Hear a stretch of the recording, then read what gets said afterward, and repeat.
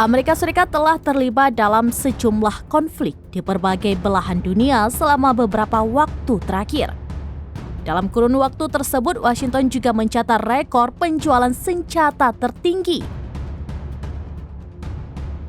Menurut laporan Departemen Luar Negeri Amerika Serikat, nilai ekspor senjata tahun 2023 mencapai 238 miliar US dollar atau 3.752 triliun rupiah.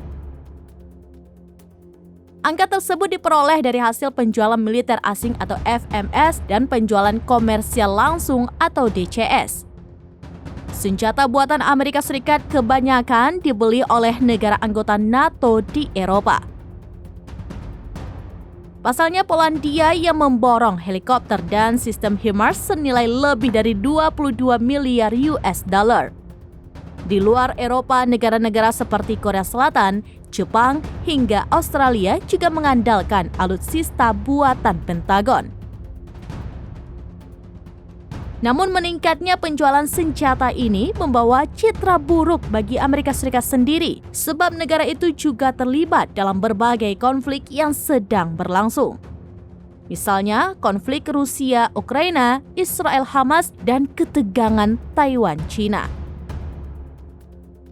Kebutuhan senjata otomatis akan meningkat jika terjadi sebuah peperangan.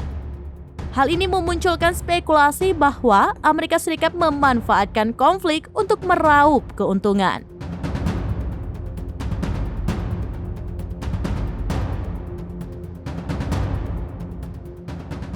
Download Tribun X sekarang, menghadirkan lokal menjadi Indonesia.